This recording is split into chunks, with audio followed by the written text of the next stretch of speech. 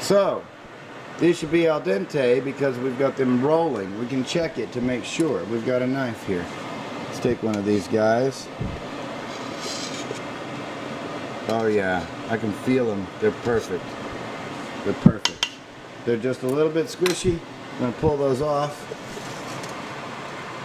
I'm going to let that sit for a second, and then I'm going to come back and wash them with a cold water wash. Just regular tap water cold. But first we're going to light the fire. This is Silver the dog. She's more than a dog. Aren't you, Silver? Yeah. Cool as a cucumber. Snoopy could learn some lessons from this dog. We've got our bricks stacked up in a nice tight pyramid. I probably should empty the ash pan, but we'll open it up. Yeah, we're gonna need to empty that ash pan. I'll go ahead and start the fire and then we'll empty the ash pan. We've got the grate sitting here. It's dirty from the last time. I always leave it dirty from the last time. I never clean it afterwards. I always clean it before. The grease from the last time keeps it coated, it keeps it seasoned, keeps it from rusting between, as long as you don't wait too long. And I never wait too long. I'm on this grill at least once or twice a week. And I've got some old wood from the last time I cooked, some paper. I like to throw my paper trash out here. It gets burned up when I start the fire. And it's already soaked, healthily soaked in lighter fluid, and I've let it sit.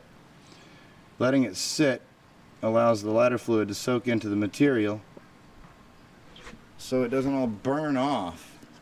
If you don't let it soak into the material and you just light it, all the lighter fluid burns off. If you let it soak in, then the lighter fluid becomes a wick, and it wicks through the material, allowing the fire to heat longer, allowing your material to get hot, which is what you want. You don't want flames, you want heat. Flames over time equals heat. So if you let the fluid soak into the material, you use a lot of fluid, let it soak for a good while. I've let this soak for probably 15 minutes.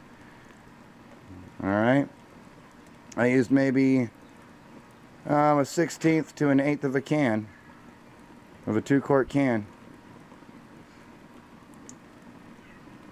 So that's under a pint, half a pint. That's a good amount of fluid. And as you can see, this is not a raging fire, but it's a strong, healthy fire that's going to get the material hot. That's what you want. You want hot material because it's the heat that cooks food, not flames. I'm going to let all of that lighter fluid burn off. By the time this lighter fluid is burned off, I will have white coal. It should be white all the way around for the most part, through and through. That means I've got hot coal through and through. I've got a good, firm bed of heat that I can then manipulate and control so I can cook my food properly. Next, the meat.